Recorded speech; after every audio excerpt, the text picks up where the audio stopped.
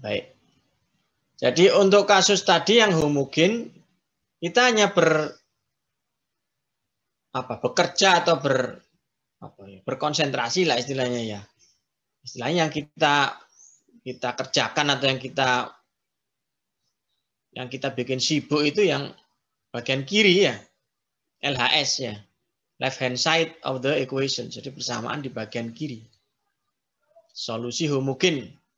Ya, makanya di situ saya berikan solusi homogen yang kiri, yang kanan ini yang solusi non homogen. Nah, dalam bentuk di mana fx tidak sama dengan 0 non homogen, maka kita akan menyelesaikan dua bagian, saudara-saudara. Bagian yang pertama adalah bagian yang kiri ini, solusi homogen. Ya, solusi homogen tidak terlalu sulit, ya tadi persamaan karakteristik yang kemudian kita cari akarnya, gitu ya. Setelah kita cari akarnya, yang kita lakukan adalah melihat akar-akarnya itu bagaimana, kemudian kita lihat tipe mana, tipe 1, tipe 2, atau tipe 3 gitu ya. Jadi itu untuk bagian kiri.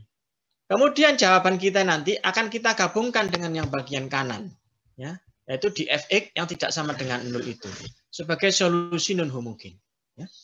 Jadi nanti saudara-saudara, jawaban saudara ada dua macam yang kemudian digabung nanti.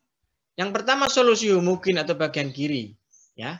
Nanti biasa dinamakan di buku-buku itu sebagai fungsi komplementer. Ya. Fungsi komplementer itu fungsi homogen itu, yang persamaan karakteristik. Ya. Jadi fungsi komplementer. Ini yang bagian kiri. Kemudian yang kanan kita nanti selesaikan juga. Kita selesaikan dengan nama solusi non homogen atau kemudian dikenal dengan fungsi integral khusus atau fungsi integrasi khusus. Ya. Jadi itu bagian kanan. Sehingga jawaban dari PUPD kita nanti, ya, jawaban lengkap dari PUPD order 2 non homogen, di mana fx tidak sama dengan 0, ya, adalah fungsi komplementer plus fungsi integral khusus. Jadi kita akan selesaikan sisi kiri sebagai fungsi persamaan karakteristik atau fungsi komplementer, dan yang kanan adalah fungsi integral khusus. Jadi kita akan bekerja dua tahap. Contohnya bagaimana? Nah ini kita lihat contohnya. Tidak terlalu sulit juga sebenarnya. Karena yang sudah kita bicarakan tadi itu sudah separuh bagian. Kita lihat ya. Ini contohnya. Carilah PUPD D kuadrat Y per DX kuadrat min 5DY per DX plus 6Y sama dengan X kuadrat. Nah, sudah jelas ini bukan fungsi, bukan persamaan diferensial order 2 homogen jelas ya. Karena pada sisi kanan tidak sama dengan 0. Tapi sama dengan apa? X kuadrat. X kuadrat. Maka kita selesaikan dulu fungsi komplementer, yaitu persamaan karakteristik. Ya. Jadi seakan-akan kita ketemu homogen. Homogennya kita selesaikan dulu. Kita dapatkan Y sama dengan A pangkat E 2X plus B pangkat E 3X. Ya. Jadi kita bisa menyelesaikan, kita dapatkan akarnya real dan berbeda. Maka ini kasus 1. Ya. Kasus 1 kita dapatkan PUPD kita Y sama dengan A pangkat E pangkat 2X, B kalikan tadi. B kalikan E pangkat 3X. Oke, kita beres untuk bagian kiri. Saya pikir nggak ada masalah ini tadi ya. Kemudian kita lanjutkan saudara. Untuk fungsi integral khusus adalah kita lihat ruas kanan ya. Ruas kanan kita adalah persamaan berderajat 2 ya. X kuadrat ya. Jadi 2 derajat 2 berarti dia kuadrat ya. Artinya dia kuadrat, X kuadrat. Tidak disertai yang lain. Oke. Kalau kita ketemu persamaan berderajat 2, maka kita misalkan, jadi kita misalkan dulu, kita misalkan penyelesaian kita YIK itu integrasi khusus adalah C kuadrat plus E. Jadi kita asumsikan persamaan itu komplit dulu. Meskipun kita tahu bahwa koefisien konstanta X dan bukan konstanta, koefisien variabel X dan koefisien konstanta yaitu D dan E-nya kosong, 0, bukan kosong, 0. Akhirnya kita isi komplit dulu. C kuadrat plus DX sama dengan plus E, kita lihat dulu. Oke. Sekarang meskipun yang di persamaan asalnya tidak ada D dan E-nya, tapi ini kita umpamakan ada. Atau nantinya juga ada. Ya. Kita turunkan keturunan 1. Jika kita turunkan keturunan 1 didapatkan 2CX plus D. Tidak ada masalah ya. Kemudian kita turunkan lagi jadi 2C ya. D kuadrat Y per DX kuadrat sama dengan 2C. Sekarang kita punya turunan dari persamaan permisalan kita. D kuadrat Y per DX kuadrat ada harganya 2C. Y per DX ada harganya 2CX plus D. Kemudian persamaan asal kita CX kuadrat DX plus E. Nah, ini persamaan permisalan kita, saudara-saudara. Kemudian seperti tadi yang tanda pada metode pertama tadi, metode yang awal tadi, yang bagaimana kita bermain-main atau berusaha memodifikasi AN pangkat E, AE pangkat MX tadi, maka harga D kuadrat Y per DX, harga DY per DX, harga Y kita masukkan semua ke persamaan referensial kita yang awal tadi. Nah, kita masukkan ke homogen kita. Nah, ini saudara-saudara. Ya. Jadi yang Y kita masukkan ke D kuadrat Y per DX. Y masuk di sini, 6Y, maaf. Yang D kuadrat Y per DX 2C masuk yang di D kuadrat Y per DX. DY per DX kita ganti 2CX plus D. Yang Y kita ganti CX kuadrat plus DX plus E. Kita ganti semua pada kondisi, sebenarnya ini sudah langsung kondisi diterukin saja, nggak masalah ini. Jadi sisi kanannya ini saudara langsung X kuadrat boleh sebenarnya. Jadi saya kasih 0 dulu mungkin supaya tahu tahapannya. Oke, setelah kita masukkan semuanya saudara-saudara, nah ini yang bawah ini, ya setelah kita masukkan semuanya maka kita dapatkan persamaan ini. Nanti kita kelompokkan, ya. Ya, kita kelompokkan semuanya nanti. Nah, ini 2C ya. Kita kelompokkan semua. Nanti kita dapatkan persamaan yang bawah itu. Jadi kita kelompokkan yang X kuadrat dengan X kuadrat, yang X dengan X, yang konstanta dengan konstanta saja. Sehingga kita dapatkan persamaan bawah itu. Kita sudah kategorikan, sudah kita klasifikasi. Jadi untuk X kuadrat adalah 6C. Untuk X di sisi kiri 6D min 10CX, konstanta 2C min 5D plus 6E, sama dengan X kuadrat.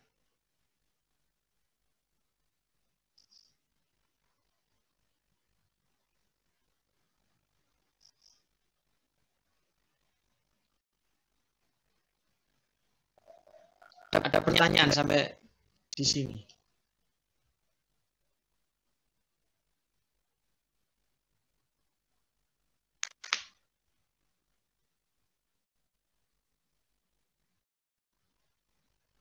Pak, saya mau nanya. Ya silakan.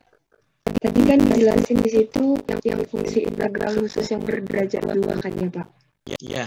Kalau misalkan yang tuh yang sebelah kanan yaitu X pangkat 3 itu gimana Pak fungsi integral khususnya?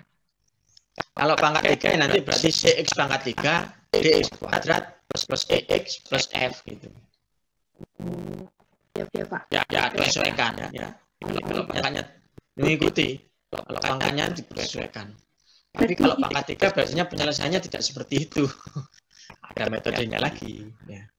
Oh, metodenya beda lagi Pak. Dan ini untuk order 2 saja.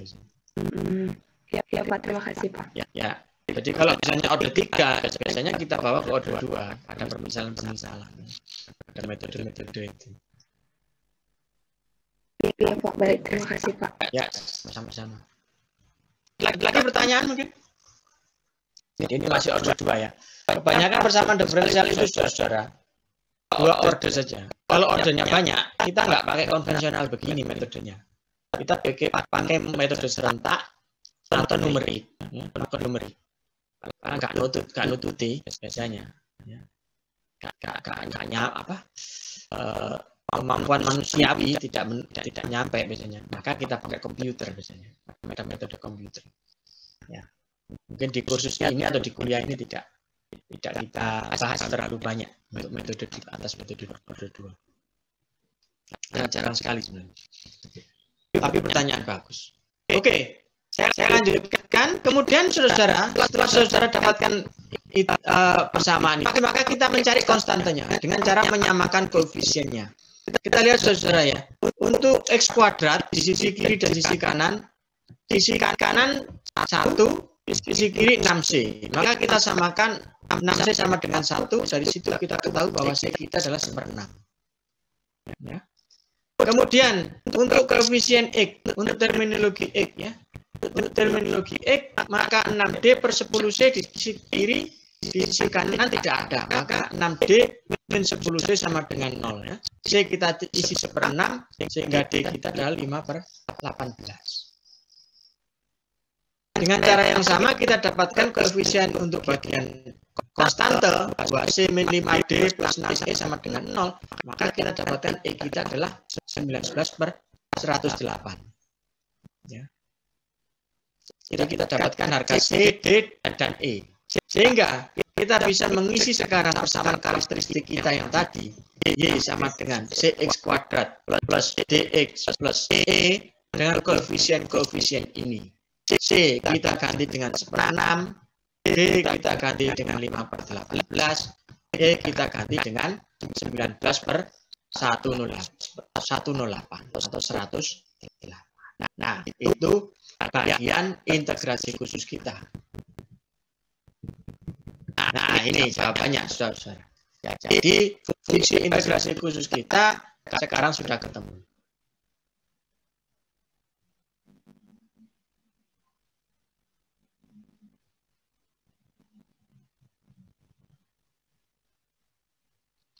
Nah, sekarang kita gabungkan dengan jawaban yang tadi.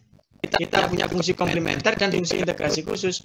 Maka jawaban dari persamaan tadi, ya, persamaan diferensial order 2 non homogen tadi adalah ini, bawah ini.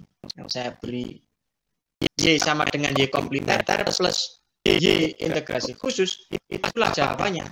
Y sama dengan A kali E pangkat 2X plus B kali E pangkat 3X plus 1/6 X kuadrat plus 5/18X plus 19/108.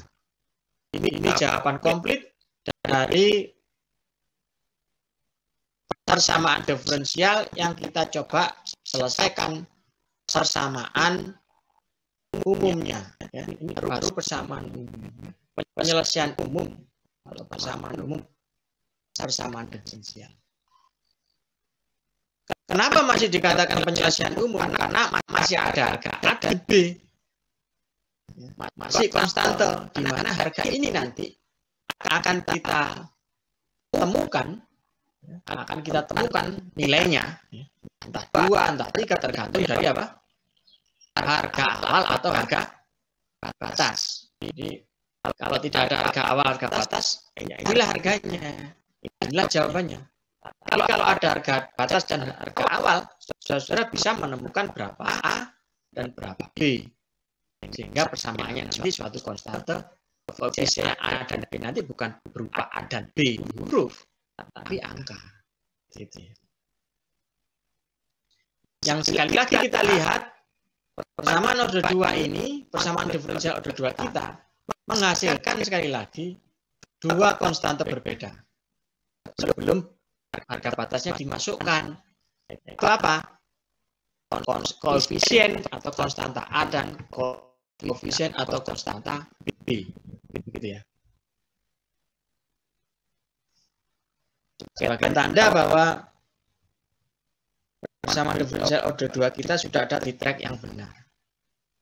Jadi saudara, kalau seandainya nanti saudara-saudaranya ketemu satu konstante, ketika menyelesaikan persamaan diferensial order 2, saudara perlu lakukan cek. Ya. Dicek, itu pasti ada yang tertukar atau mungkin harga-harganya ada yang belum dimasukkan.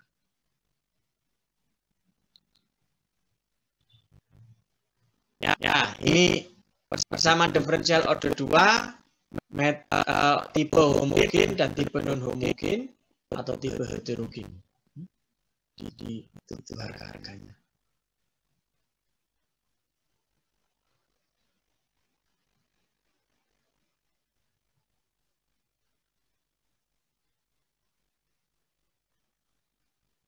Nah, tadi ada pertanyaan, bagaimana kalau X di depannya pangkat 3, Pak, derajat 3. Nah, itu kalau derajat 3 sebenarnya ada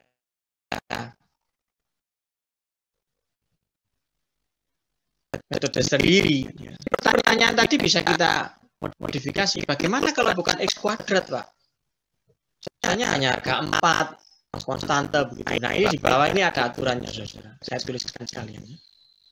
Jadi permisalan YIK ya, itu tergantung dari non heterogenita, non homogenita itu apa? Jika fx sisi kanan kita adalah K, konstante, maka permisalan kita adalah Y sama dengan C.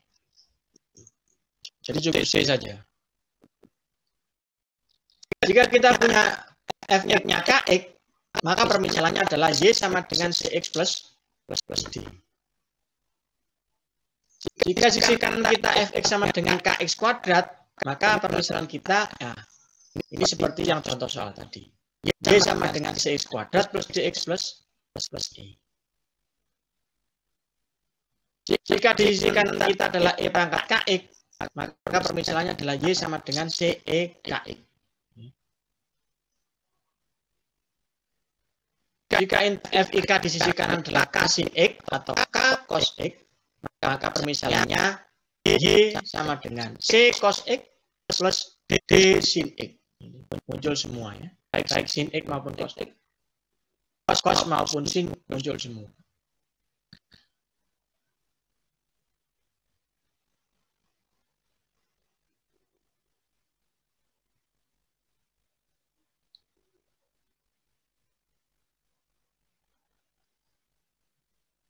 Nah, kira-kira ada pertanyaan? Jadi itu saja barangkali materinya untuk kali ini. Kita melihat persamaan diferensial order 2, saudara-saudara ya. Order 2 kita sudah melihat dari teknik penjelasan jika persamaannya mungkin dengan persamaan karakteristik. Ada 3 tipe ya. Tipe real berbeda, tipe real sama, tipe kompleks. Kemudian pada kasus berikutnya adalah jika sisi kanan tidak homogen atau non homogeneous atau heterogen, maka kita lakukan permisalan integrasi khusus ya. Kemudian kita selesaikan koefisien-koefisiennya sampai ketemu persamaan akhir yang panjang itu.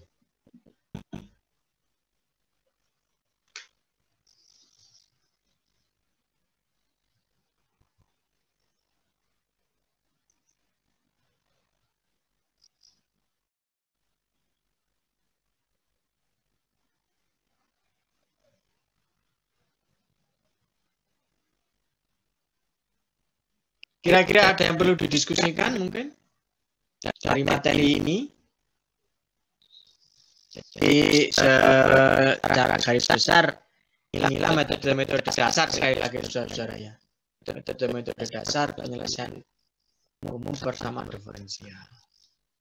Jadi kalau kita lihat ya, kalau kita lihat kenapa kita harus melakukan ini semua? Ya. Kalau kita lihat persamaan diferensial itu kan kita sulit membayangkan ya saudara ya.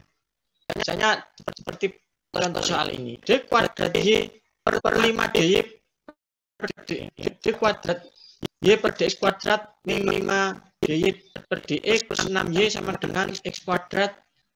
Itu kan kita sulit membayangkan ya. Ini notasi matematika ini bagaimana sih maksudnya? Kan gitu saudara kan bingung. Ada turunan 2 kali turunan, ada turunan 1. Saudara kan bingung. Tapi kalau saudara melihat yang bawah ini, saudara akan lebih jelas ya. Misalnya di bawah ini misalnya Y sama dengan A, E pangkat 2X dan sebagainya itu sampai ke belakang sampai 19/108. Saudara bisa membayangkan bagaimana? Nah, misalnya untuk X sama dengan 0, Y-nya sesuatu. Ya. X-nya sama dengan 1, misalnya sudah ganti Y-nya sesuatu. Ya. X-nya sama dengan 3, Y-nya sesuatu. Sampai batas yang saudara mau cek atau saudara mau periksa. Kalau digrafikan kan jadi sesuatu ya, jadi jadi kurva atau jadi garis. Dari situ saudara kan melihat, oh kalau persamaan ini bentuknya itu lengkungannya seperti ini. Saudara bisa bayangkan ya, dia cenderung naik atau kemudian turun. Nah, kalau digrafikkan kan saudara bisa memvisualisasi persamaan itu sehingga saudara bisa memberikan kesimpulan. Misalnya, oh ini kalau Y-nya tambah banyak, Y-nya ini semakin turun, misalnya begitu ya misalnya. Jadi saudara bisa mengambil kesimpulan dari variabel-variabel yang timbul itu. Itu fungsi dari kita belajar persamaan diferensial adalah itu. Makanya kenapa kita harus selesaikan persamaan diferensial itu? Karena persamaan diferensial itu masih abstrak.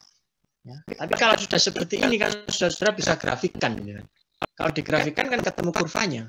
Kurvanya ketemu, saudara bisa kurvanya sudah ketemukan, saudara bisa bayangkan kalau Y-nya naik. Ya, dari X misalnya X10 sampai X30. Ini bentuknya melengkung. Nah, fluktuatif. Nah, saudara bisa mengambil kesimpulan.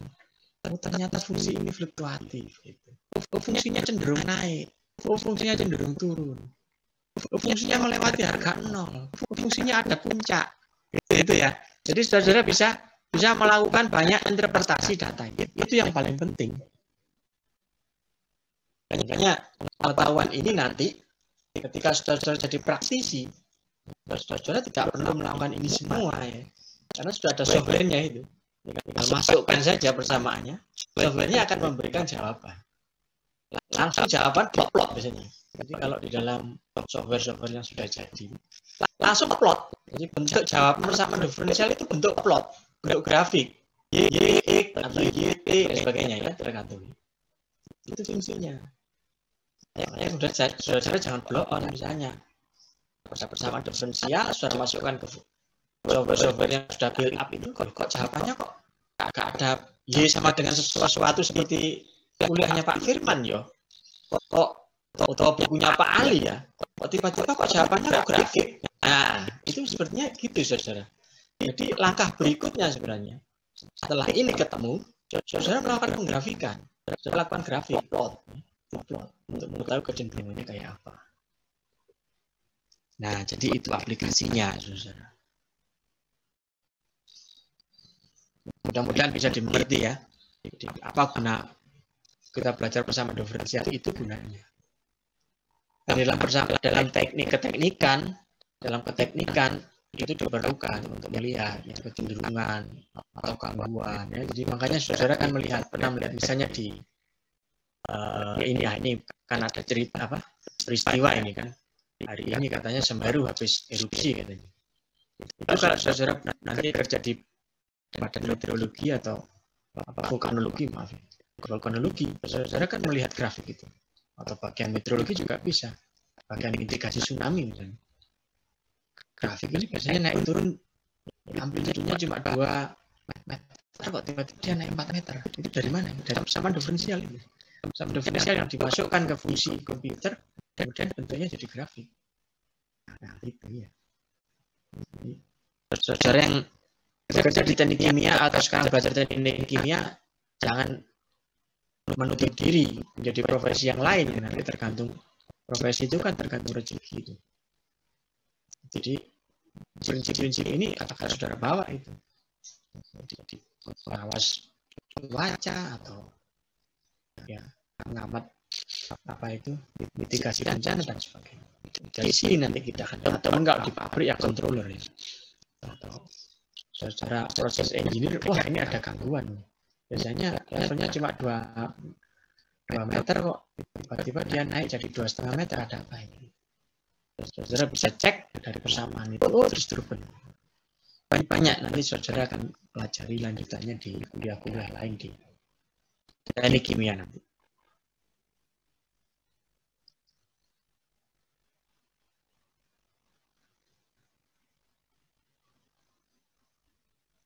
Baik, ada pertanyaan mungkin sampai di sini?